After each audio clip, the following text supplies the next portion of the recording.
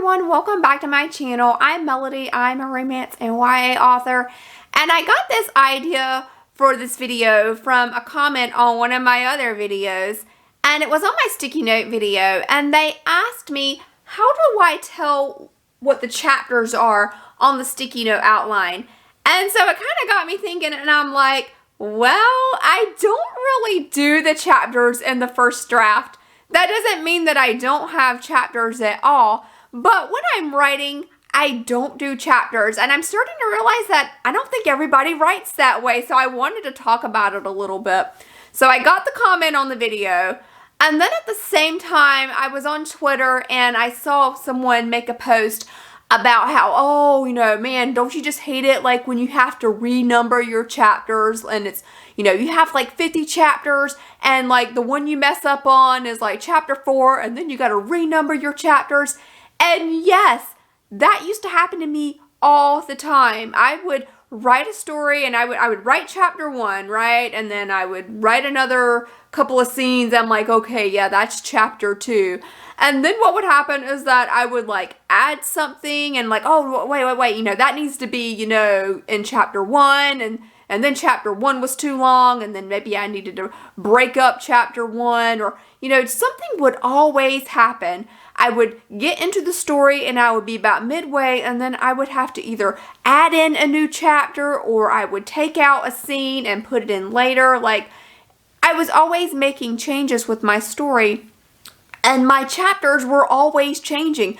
So like I would always have to renumber them. And then it got to the point where it was like, okay, here's chapter 5. And then like, here's chapter 5A. And then here's chapter, you know, 5B. And then here's chapter 6. And then it just really got annoying renumbering my chapters like all the time, right? And then what happened was that I read online somewhere, some writer was talking about chapters. And they said that they wrote the story without chapters. They just wrote the scenes, and then they did the chapters at the very end. And I thought, oh my God, that's a brilliant idea. What if I just write the scenes? You know, have the scene breaks, of course, but what if I just don't put the chapter numbers in there?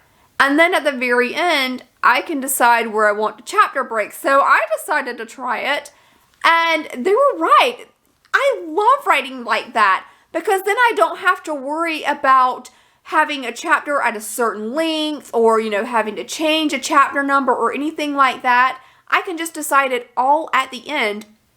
And it comes with a benefit too, because then I can really look at the whole entire story and really pick out like the best places for those chapter breaks. You know, sometimes the best thing to do is just like to split a scene in half, and you know, you have like that tension and, you know, the cliffhanger or whatever, and then you continue the scene in the next one. Like, that's usually the best place for a chapter.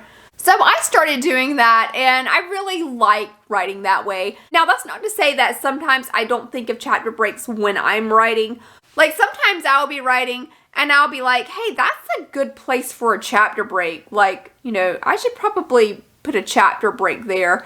But I don't put a number on it. I just simply write the word chapter, and I just kind of make it in a heading so I can see it, and then I just move on. And then what'll happen is that once that first draft is done, I will go back to where I thought that chapter break might happen and decide if I really want to keep it there or not. So it really works out that way. I don't have to keep going and renumbering all the chapters, and it just works out great. But you may not be that way. Like, maybe you are one of those people that needs to have the chapter breaks while you're writing. Like, maybe that helps you keep focus. Maybe you want to have that chapter done. Like, that's how you feel like you're making progress, like when you finish a chapter. And that's totally fine if that is your process. We all write in different ways. So I thought about it, and I was thinking, you know, there definitely is a way that you can do chapter breaks. If you want to do my sticky note outline method, there's totally an easy way, and that's sticky notes. Different color sticky notes.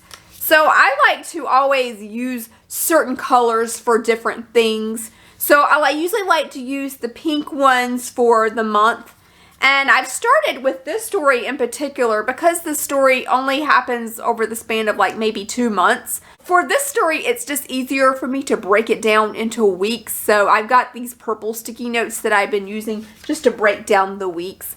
And then of course, you know, the yellow ones are the scenes. But what you can do is you can take a sticky note, like, you know, pick a color, you know, whatever color you want, and you can just label the chapters.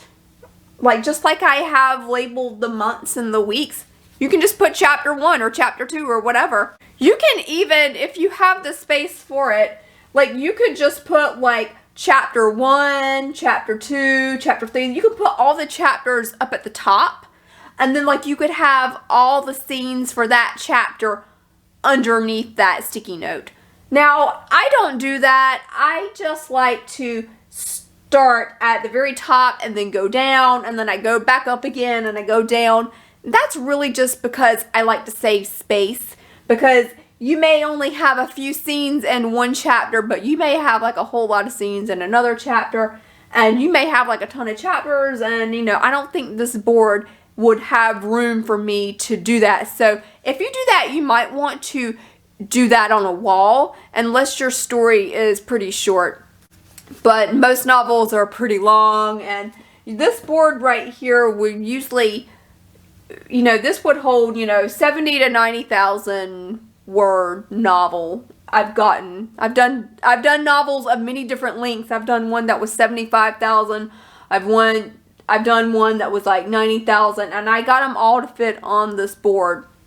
But if I have the sticky notes up at the top and I just have the scenes below them, I definitely would run out of room. So like I say, if you do that method, you might want to do the wall.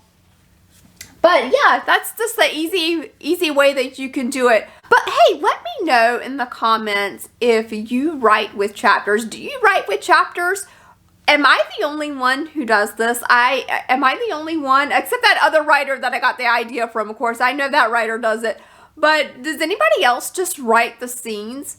Just the scenes? I mean, I do the scene breaks, but I don't do chapters, and I decided at the end, does anybody else do that? Or are you one of those people that like definitely needs your chapters as you're writing? And if you are, that's totally cool too. But I have just discovered that this is just so much easier for me. It takes the pressure off, so I don't have to decide the chapters right away, and I don't have to worry about the length of the chapters and, you know, all that. Because that's the other thing. I don't know if I mentioned that, but, you know, sometimes when you have a scene that's got a lot of action in it and a lot of fast-moving scenes, you want that chapter to be pretty short, right? Because if it's a really long chapter, it'll kind of drag, and you know, in some chapters, you want to kind of take your time and have them be a little bit longer because maybe they're dealing with a more, you know, emotional thing or, you know, whatever. And so it's a pacing thing, you know, it's a pacing thing. Some chapters you like to have really short, some you want to have a little bit longer. And if you can see it all in your notebook, like here's my notebook here of my story, and I can see exactly how long the chapters look. And it's just, I don't know, it's really helpful for me. So I don't know, if you want to try that method, give it a try, and that way you don't have to worry about renumbering your chapters if you accidentally number them wrong, which I think we've all done that, and that is annoying, especially when you have like 50 chapters. Alright, that's going to do it for me. Thank you so much for watching. I hope this was helpful. And remember, you know, you can always comment on any of my videos if you have an idea for something you want me to talk about. Leave me a comment, let me know, because I'm always looking for more video ideas, and I want to do videos that you want to see, so let me know. I'm always looking for ideas. Alright, I'll see y'all next time. Bye!